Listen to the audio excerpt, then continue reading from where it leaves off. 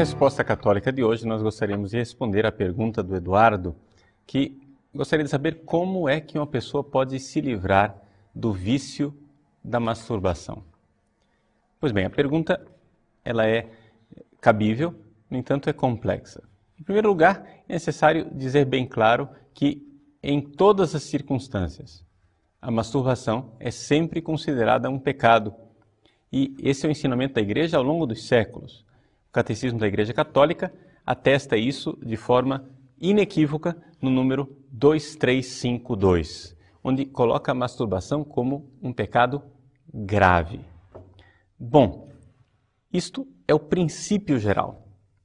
Agora, num segundo momento, no parágrafo seguinte, o Catecismo começa a nos explicar que, embora a masturbação seja sempre objetivamente grave, ela pode ser subjetivamente diferenciada. Em que sentido? Ou seja, será sempre um pecado. No entanto, para avaliar a situação do indivíduo, nós temos que considerar uma série de coisas. E é aqui que eu gostaria de começar no aconselhamento de como se livrar dessa questão do vício da masturbação. Porque trata-se disso. A palavra que foi usada na pergunta é esta, vício. Não é uma pessoa que se masturbou uma vez, mas uma pessoa que já está viciada.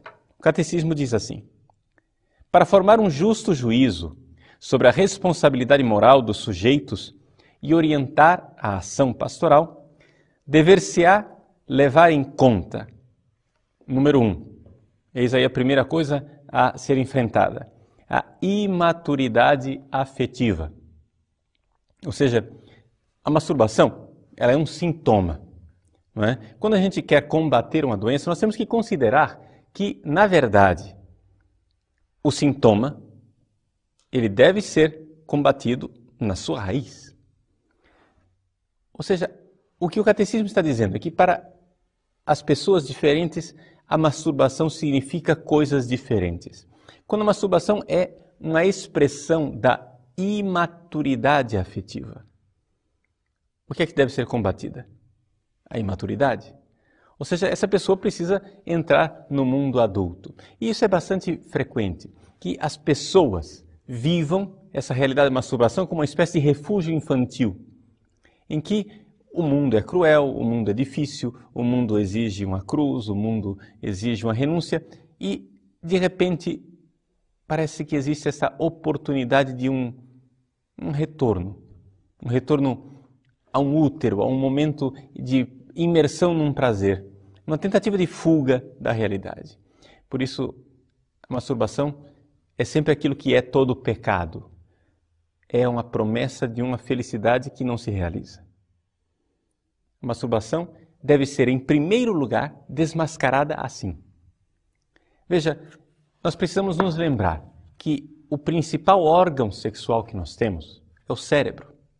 E é isto que o demônio usa. A arma principal que o demônio tem para nos arrastar para o pecado é uma mentira, é uma promessa. E essa mentira é básica. Ele promete uma felicidade. Agora, esta felicidade que ele promete, ele não entrega, ele não dá. Ou seja, não acontece.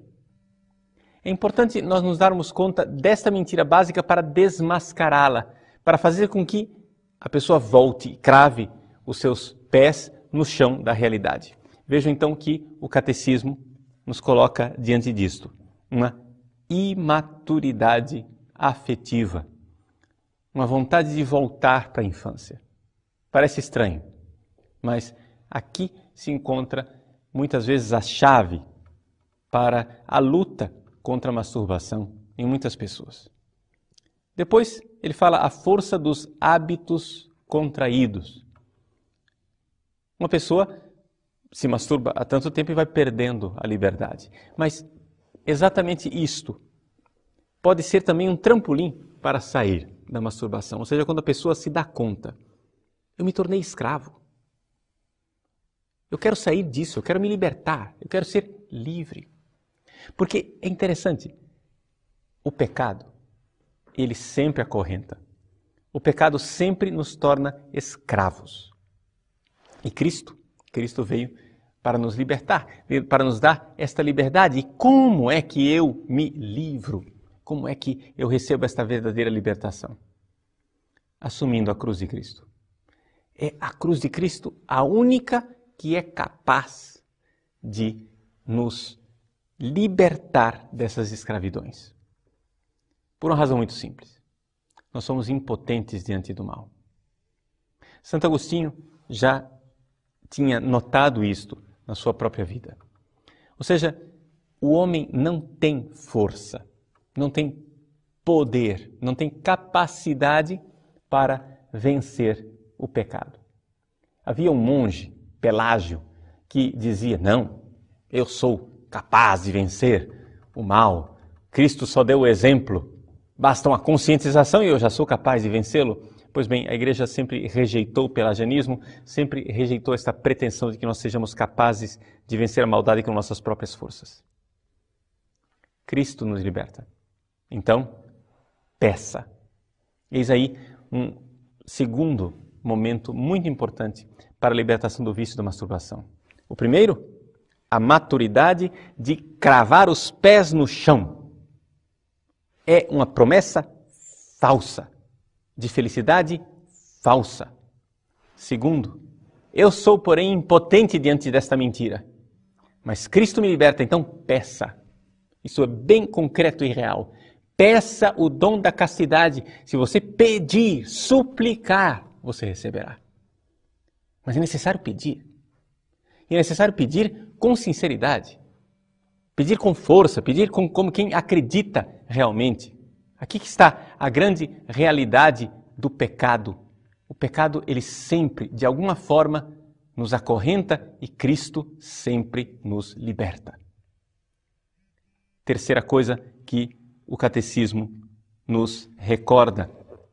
Ele diz assim, existe também um estado de angústia e outros fatores psíquicos ou sociais. Vejam que o catecismo faz uma lista de coisas para diminuir a culpabilidade da masturbação. Mas exatamente esta lista que diminui a culpabilidade é uma lista interessantíssima, porque ela bate uma radiografia de por que é que as pessoas então estão escravas. Entende? Ou seja, se você está diante de um pecado grave e a sua culpa é menor, é porque você está escravizado. Então aqui nós temos o quê? Um estado de angústia. É o terceiro ponto que o catecismo apresenta. Mas por que é que eu me angustio? A palavra angústia quer dizer essa realidade do aperto do coração. É necessário que você tenha uma visão mais ampla. Saia desse mundo angusto, desse mundo apertadinho em que você começa a enxergar o céu. Eis aqui a outra realidade muito positiva e objetivamente importante. Meu irmão, a felicidade não é nessa terra. A felicidade é no céu. Vejam, as pessoas que caem em todo tipo de pecado, não só masturbação, pecam porque querem ser felizes. Pecam porque querem o paraíso aqui. Pecam porque querem agora, já. Paraíso e felicidade perfeita. Não é aqui. Você está vivendo num mundo angusto, num mundo muito estreito. E o resultado disso realmente é angústia. Porque quando você começa a ver que a felicidade que você almeja, que a felicidade que você busca não está à disposição, você começa a se angustiar. E quantas pessoas se masturbam por angústia, aflição e frustração? Isso é uma coisa que nós encontramos no confessionário com muita frequência. Quando você pergunta para o rapaz ou para a moça que está viciado na masturbação, pergunta para ele, escuta, mas e o custo-benefício? Ou seja, vale a pena o prazer que você está obtendo com aquilo que você está vivendo? A resposta, muitíssimas vezes, de forma mais frequente do que nós podemos imaginar, é não. Ou seja, as pessoas já estão começando a chegar no absurdo do sexo sem prazer. No absurdo de que não alcançam o prazer que gostariam e se masturbam somente por frustração e angústia. Vejam, eu aqui fiz um panorama geral de um assunto muito delicado e muito amplo. Por quê? Porque a masturbação ela tem uma raiz e uma causa em cada pessoa diferente. Aqui eu tentei, juntamente a partir desta linha do catecismo, dizer uma coisa básica, e eu vou resumir para você. Primeiro, a masturbação é sempre objetivamente grave, mas existem pessoas que infelizmente estão escravizadas e a culpabilidade delas está cada vez menor. Isso não diminui em nada a desgraça da masturbação, ou seja, aqui um drogado, ele é cada vez menos culpado de consumir droga, isso não destrói, isso não diminui em nada a destruição que a droga causa na vida dele, você está entendendo? Ou seja, a pessoa que é inveterado no pecado da masturbação tem uma liberdade cada vez menor e, no entanto, uma destruição cada vez maior no seu coração e na sua capacidade de amar, porque o sexo está ligado à nossa capacidade de amar e nós viemos a esse mundo para amar. Então, o que fazer? 3 coisas. Desmascarar a mentira do inimigo que promete uma felicidade que ele não dará. Segundo, abraçar a cruz de Cristo. Isso quer dizer, bem concretamente, fazer penitência, saber que Ele é o vencedor e pedir, suplicar, confiante nele que é vencedor, o dom, a graça da castidade. Peçamos a graça da castidade. Todos nós. Quem tem esse problema e quem não tem, precisamos pedi-la. Terceiro, crer e esperar no céu. Existe algo de desesperador numa pessoa que se entrega a um hábito solitário e cada vez mais sozinha, usa uma energia que Deus deu para amar, para o outro, para abrir os horizontes, para nos abrir para o céu, usa aquela energia para se fechar no seu mundo angusto, sem horizontes e sem futuro. Saiba, é no céu que nós teremos a felicidade. Saia dessa angústia. Abrace sua cruz. Deus não prometeu aqui paraíso para ninguém. Quem promete esse paraíso é o demônio e ele é mentiroso, porque ele promete, mas não entrega. O que Deus prometeu foi paraíso no céu. Irei preparar-vos um lugar. Enquanto isso, abraçamos a cruz, pedimos a castidade e derrotamos as mentiras do inimigo. Deus abençoe você.